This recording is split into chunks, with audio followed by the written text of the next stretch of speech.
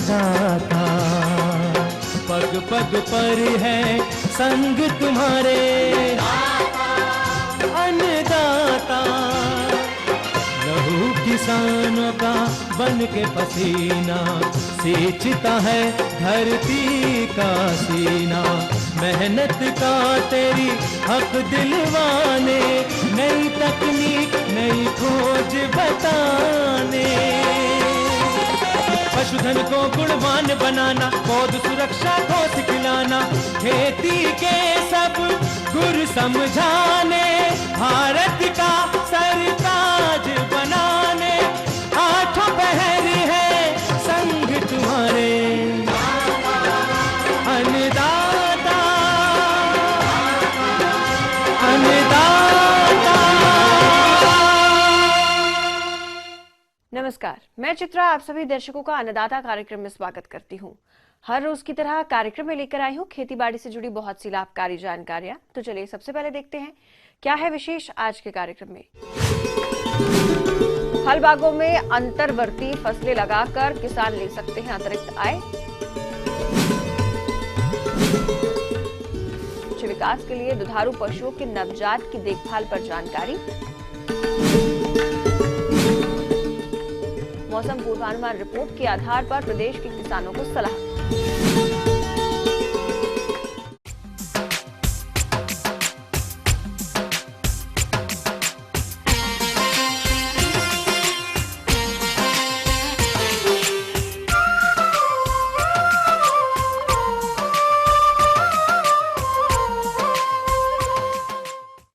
हमारे राज्य में आम, अमरूद, अनार, नींबू, संतरा और मौसम्बी आदि के बाग देखे जाते हैं और जो किसान भाई इन बागों को लगाते हैं उनको कम से कम 3-4 साल बाद आय मिलना प्रारंभ होती है। ऐसे में यदि किसान भाई इन बागों के मध्य खाली पड़ी जगह में अंतर्वर्ती फसलों की खेती करें तो वह शुरुआती समय में ही अतिरिक्त आय प्राप्त कर सकते हैं। फलदार बागों में अंतर्वर्ती फसलों की खेती किस तरीके से करनी है, इसकी जानकारी दे रही हैं कृषि विज्ञान केंद्र ग्वालियर की वैज्ञानिक डॉक्टर रश्मि बाजपेयी।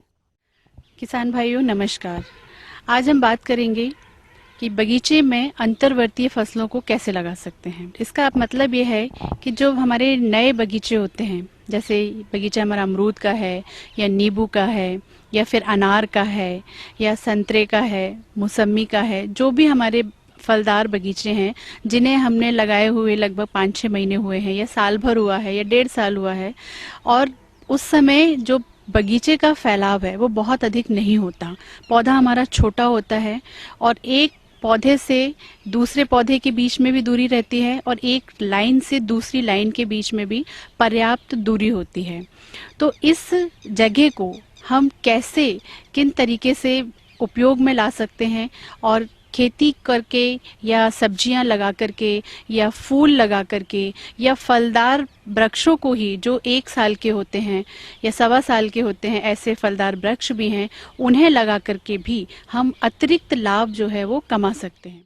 हमारे जिन किसान भाइयों ने फलदार पौधों के नए या पुराने बगीचे लगाए हैं, उन पौधों के बीच में खाली पड़ी जमीन पर आप कौन कौन सी फसलें लगाकर अतिरिक्त लाभ किस तरह से कमा सकते हैं, इसकी जानकारी कुछ इस प्रकार से है।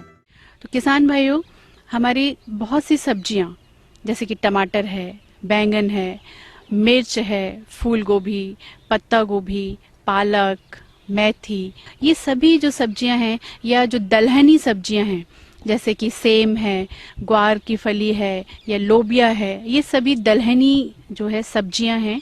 इनको बगीचे में लगाने से एक तो अतिरिक्त आय तो हमें मिलती ही मिलती है, क्योंकि ये सब सब्जियों का जो समय है वो लगभग 2.5 से 3 महीने का समय होता है और उस समय में ये सब्जियां निकलना बाजार में शुरू हो जाती हैं, तो हम इनको बाजार में बेच करके पर्याप्त जो है धन कमा सकते हैं।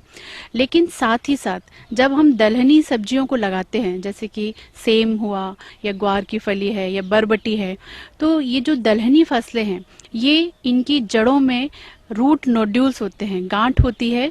ये रूट नोड्यूल्स जो है वायुमंडल की नाइट्रोजन को अपने में अवशोषित करते हैं, ग्रहण करते हैं। जो भी वायुमंडल में, वातावरण में नाइट्रोजन है, ये अपनी गांठों में उनको संशोधित करते हैं। तो इससे क्या होता है कि जो मिट्टी के अंदर नाइट्रोजन की मात्रा है वो बहुत अधिक बढ़ जाती है। तो ये फसलें मिट्टी की कार्बनिक क्षमता, ऑर्गेनिक मैटर को बढ़ाने में बहुत अधिक रोल प्ले करती हैं। तो ऐसी फसलों का यदि हम अंतर्वर्ती फसल के रूप में चुनाव करते हैं तो इससे मिट्टी की जो उपजाऊ क्षमता है, मृदा की जो शक्ति है, वो बहुत अधिक बढ़ती है। तो किसान भाइयों, हम इन फसलों का भी अंतर्वर्ती फसलों के रूप में उपयोग कर सकते हैं। साथ ही टमाटर, बैंगन, मिर्च, प्याज, फूल गोभी, पत्ता गोभी, पालक, मेथी, इन सभी सब्जियों का और मसाला फसलों का, जैसे कि मिर्च हुआ, प्याज है, लहसुन है, मेथी है, ये सब हमारी जो है मसाला फसलें हैं, या हल्दी है। हल्दी की खेती बगीचे के बीच में बहुत अच्छी होती है, और हल्दी एक ऐसी मसाला फसल है जो बड़े बगीचों के बीच में भी हम इसको लगा सकते हैं, क्योंकि हल्दी जो है वो थोड़ा सा शेमी सेड, मतलब उसको छायादार जगह पसंद है।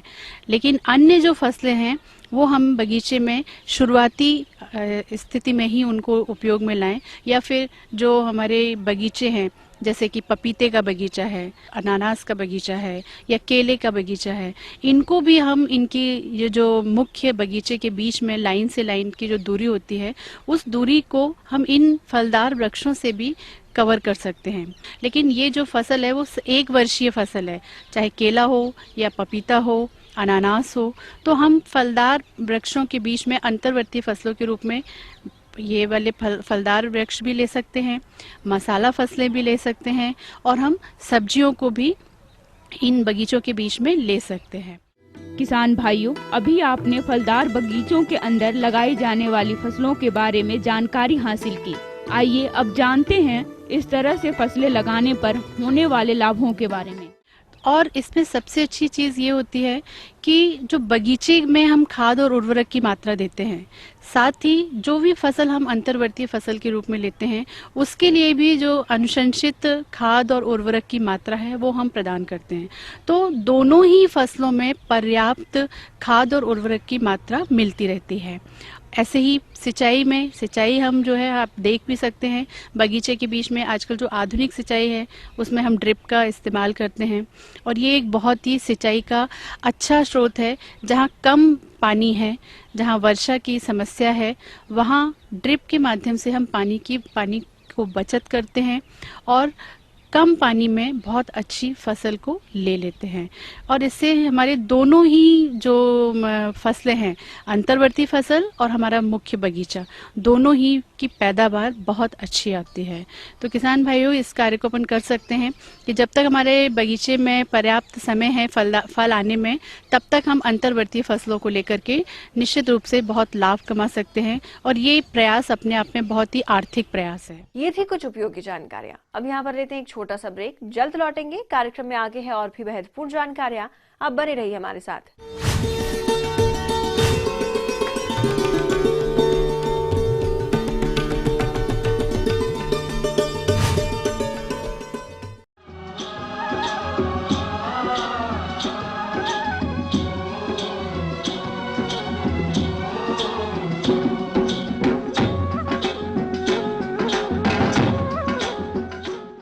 ब्रेक के बाद एक बार फिर आप सभी दर्शकों का अन्नदाता कार्यक्रम में स्वागत है। चलिए बढ़ते हैं अगली प्रस्तुति की ओर।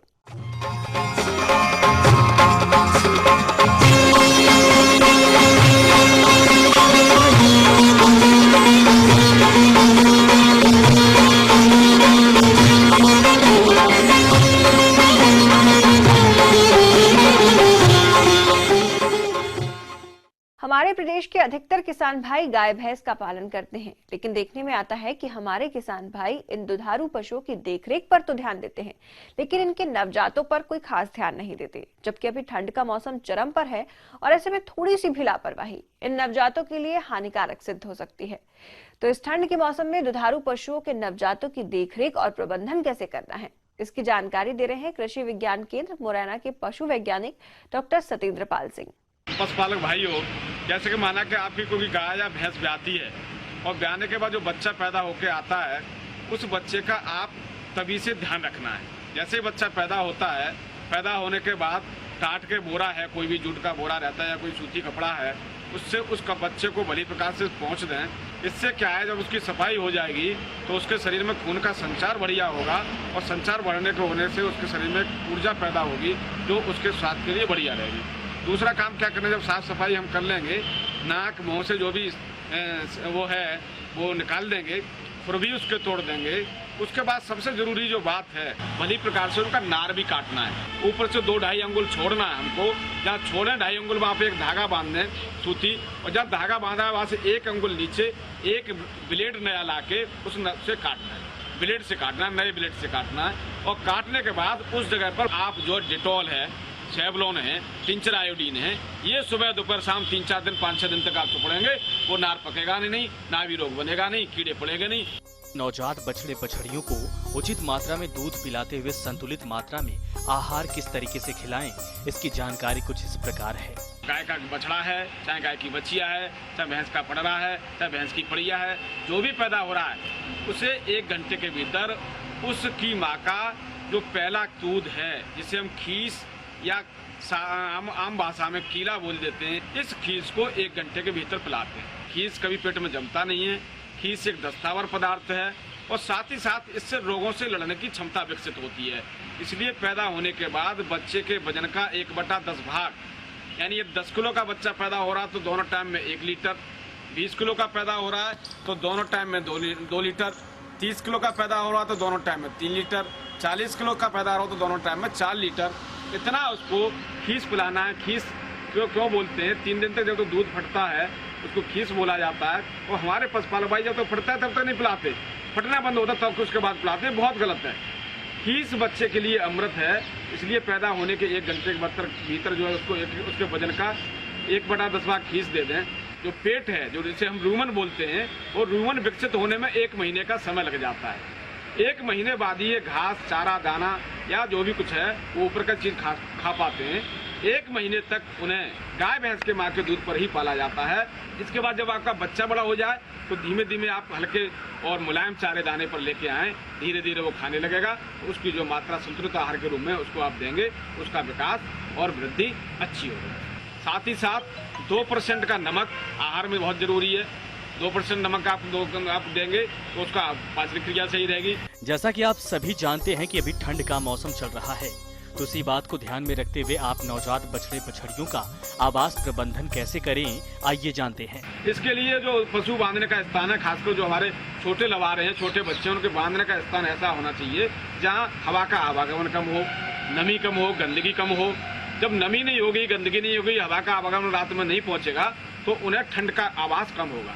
साथ ही साथ रात के समय पर उनके शरीर पर टाट का बोरा लपेट सकते हैं हम, टाट का बोरा लपेटना चाहिए और लपेटने से ठंड कम होगी। और दिन के समय जब धूप निकलती है तो इन बच्चों को खुले ऐसे स्थानों पर धूप में रखना चाहिए जिससे उनके शरीर में ऊष्मा पैदा होती रहे, गर्मी उनको मिलती रहे। एक काम और कर सकते हैं कि ठंड ज़्यादा है, तापमान जो है आपका 3 या 4 डिग्री से नीचे जा रहा है, उस अवस्था में आप बाड़े में घास फूस जलाकर आ करके बाड़े को गर्म कर सकते हैं या थोड़ी दूर पर घास फूस जला के उनको तपा भी सकते हैं। यदि खिड़की जंगले हैं तो उस पर काट के बोरे की आप पर्दे लगा सकते हैं और दिन के समय पर आप उसमें खोल दें, जिससे दिन के समय जब खुला होगा तो धूप जाएगी तो वो गर्म भी होगा, सूखेगा भी। ये काम आप करें। नवजात बछड़े बछड़ियों के पेट में पटेरों की समस्या आती है, तो आपके नवजात बच्चे को इनसे कैसे बचाएं, आइए जानते हैं।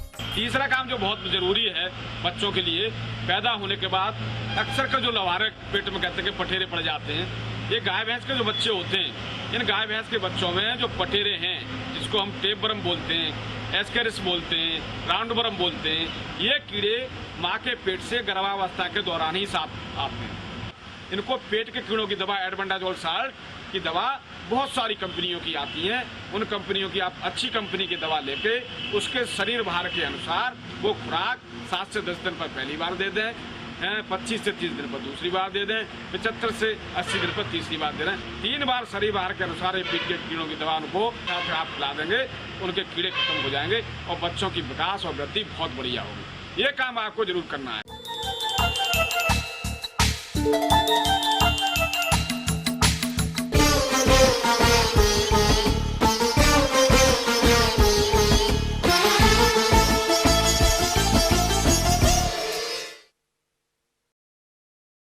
हमारे प्रदेश के जो किसान भाई रबी मक्के की खेती कर रहे हैं, उनकी फसल अभी बढ़वार की अवस्था पर है और इस अवस्था पर फसल में कुछ जरूरी कार्य जैसे उर्वरक प्रबंधन, पौध सुरक्षा उपाय, सिंचाई प्रबंधन इत्यादि कार्यों को करने की आवश्यकता होती है, क्योंकि इन कार्यों पर लापरवाही बरतने पर उपज में भारी कमी आती है। इसीलिए इस समय मक्के की फसल में इन सभी कार्यों को आप किस प्रकार से करें, इस बारे में उचित सुझाव दे रहे हैं कृषि वैज्ञानिक डॉक्टर अरशद अनवर। यहाँ पे मैं किसान भाइयों आप लोगों को मक्के में रोग प्रबंधन है और जो खाद का उपयोग करना है और निराई गुड़ाई करनी है, उसके बारे में विस्तृत से जानकारी मैं प्रदान करना चाहूँगा। बुआई के बाद उसमें जब 5 लीफ या 6th 7th लीफ आ जाता है तो उसमें एक निराई गुड़ाई करना आवश्यक है।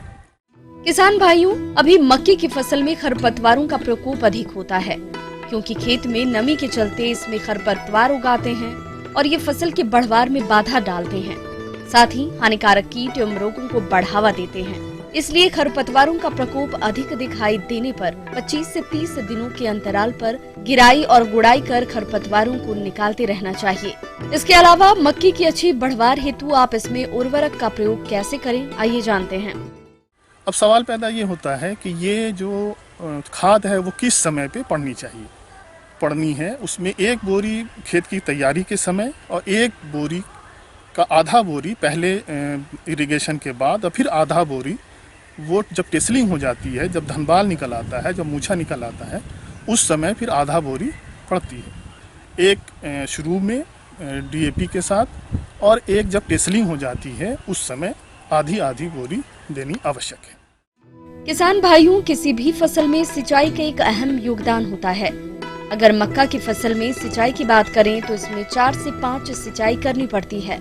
प्रथम सिंचाई बुआई के 25 से 30 दिन, दूसरी 55 से 60 दिन, तीसरी 75 से 80 दिन और चौथी 110 से 115 दिन पर करनी चाहिए। अगर आवश्यकता हो तो अतिरिक्त सिंचाई कर सकते हैं। जो सिंचाई की जो महत्वता है वो मेज़ में मक्का में बहुत ही ज़रूरी है और इसकी कम से कम 2 से 3 सिंचाई होनी आवश्यक है।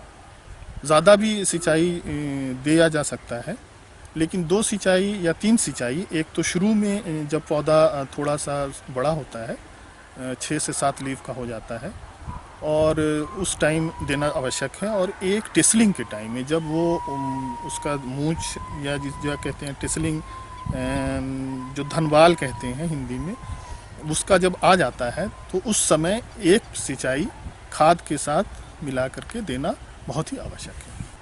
उसी समय थोड़ा और जब बड़ा हो जाता है नी हाइट पे, तो एक यहाँ पे बीमारी है जिसको हम लोग टर्सिकम लीफ ब्लाइट कहते हैं, या उसको नॉर्दर्न ब्लाइट भी कहा जाता है, या उसको उत्तरी झुलसा कह सकते हैं।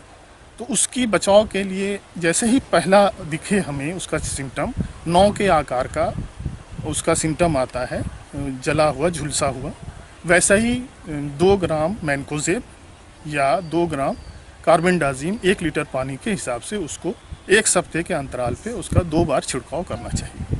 इसमें एक और प्रॉब्लम आती है, जो कीट है हमारा वो काटने वाला कीट होता है, एक तना छेदक होता है, उसके लिए भी उसको मेंटेन करना, उसको बचाना। तना छेदक है उसके लिए फेराडॉन हमारी एक दवा है, उसको 5 दाना हर एक पौधे में उसको डाल देना चाहिए।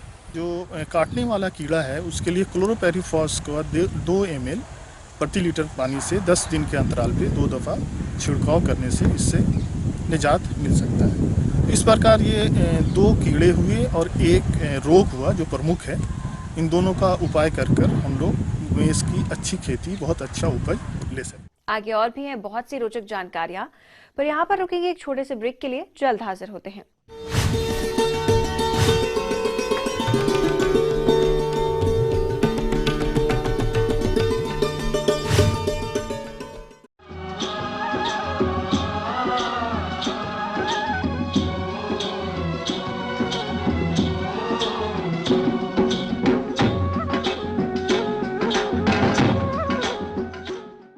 ब्रेक के बाद आप सभी दर्शकों का स्वागत है। चलिए अब रुक करते हैं अगली कड़ी की ओर।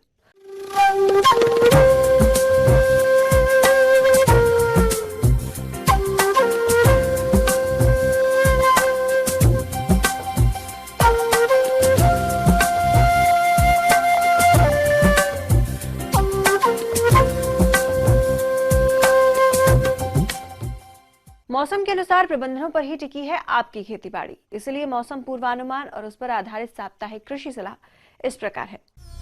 भारत मौसम विज्ञान विभाग, ग्रामीण कृषि मौसम सेवा केंद्र सीहोर, जबलपुर, रायपुर से प्राप्त रिपोर्ट के आधार पर किसान भाइयों को सलाह दी जाती है कि प्रारंभिक दिनों में आसमान साफ रहने एवं हवा की दिशा उत्तर पश्चिम से एवं पश्चिम से, बाद के दिनों में हवा की दिशा लगातार उत्तर से चलने के तथा हल्के बादल छाए रहने के कारण दिन एवं रात्रि के तापमान में गिरावट रहने का अनुमान है।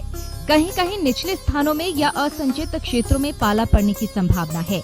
इस दौरान बारिश की संभावना नहीं है। पाले से बचाव के लिए सिंचाई अवश्य करें, क्योंकि जमीन का तापमान अधिक होता है, जिससे सिंचाई जल का तापमान अधिक हो जाता है और फसलों के 2 मीटर वायुमंडल का तापमान तेजी से नहीं गिरता है। खेत की मेड़ पर कूड़ा करकट जलाकर धुआं करें, इससे तापमान भी अधिक नहीं गिर पाता है।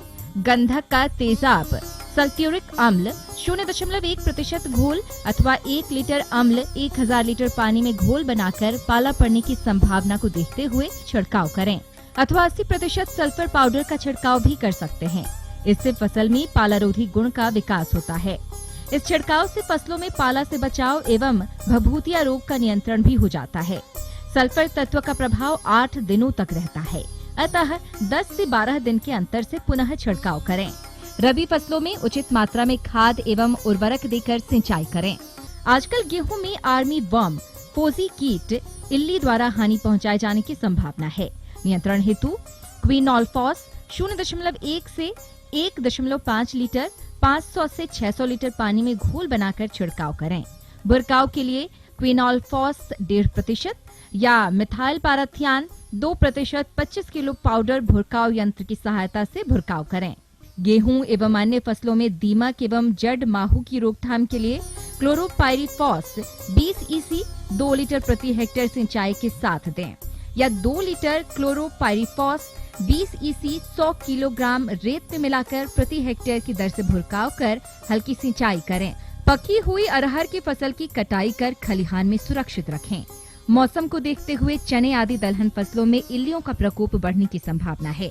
नियंत्रण हेतु प्रोफेनोफॉस 1.5 लीटर 500 से 600 लीटर पानी में घोल बनाकर छिड़काव करें एवं खेत में प्रति 10 वर्ग मीटर के हिसाब से टी आकार की खूंटियां लगाएं।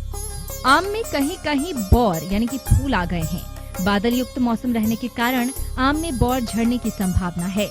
आम के उत्पादन को बढ़ाने एवं फूल फल को झड़ने से रोकने के लिए मटर के आकार वाली अवस्था पर 100 ppm की दर से नेफ्थलीन एसिटिक एसिड या NAA दवा 1 मिलीलीटर प्रति लीटर पानी में 5 मिलीलीटर प्रति पंप घोल बनाकर बांस की सहायता से आम के पेड़ों पर 2 से 3 बार छिड़काव करें। छिड़काव 15 दिन के अंतर से करें। आम के बाग में सिंचाई रोक दें, इससे अधिक से अधिक फूल या बौर आ सकें। पिछले दिनों बादल युक्त मौसम रहने के कारण सब्जियों में रुपाई की गई पौध 15 से 25 दिन के आसपास है। मिर्च, बैंगन, टमाटर में फल एवं तना भेदक कीटों के नियंत्रण के लिए ट्राइजोफॉस 40 EC 800 मिलीलीटर प्रति हेक्टेयर के हिसाब से एवं प्याज, लहसुन एवं गोभी वर्गीय सब्जियों में रस चूसक कीटों माहो जैसे थ्रिप्स आदि के नियंत्रण के लिए इमिडाक्लोप्रिड 17.8 SL 1 मिलीलीटर प्रति 3 लीटर पानी में मिलाकर छिड़काव करें। अगर पशुओं में टीकाकरण नहीं कराया है तो खुरपका मुंहपका रोग का टीकाकरण पशु चिकित्सक की सलाह से अवश्य कराएं। पशु, मुर्गी, बकरी, रेशम कीट आदि को शीत से बचाव के लिए उत्तर एवं पश्चिम दिशा में हवा अवरोधक का प्रयोग करें एवं उनके खाने में नमक की मात्रा बढ़ा कर दें, जिससे वो पानी अधिक पीते हैं और डिहाइड्रेशन से उनका बचाव होता है। पशुपालक एवं मुर्गी पालकों के लिए निर्देश है कि शाला में स्थान शुष्क एवं हवादार रखें। पशुशाला एवं मुर्गीशाला के फर्श पर प्रतिदिन 5 मिलीलीटर फिनाइल 1 लीटर पानी के हिसाब से मिलाकर छिड़काव करें। किलनी, जूं की रक्षा मैलाथियान, क्लीनर, बुटॉक्स आदि का प्रयोग करें। अंतः एवं बाह्य परजीवी नाशक दवा अवश्य लाएं। सर्दी से बचाव से उपाय अपनाएं।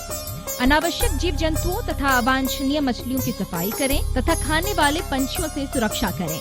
बकरियों में PPR का टीकाकरण अवश्य करवाएं।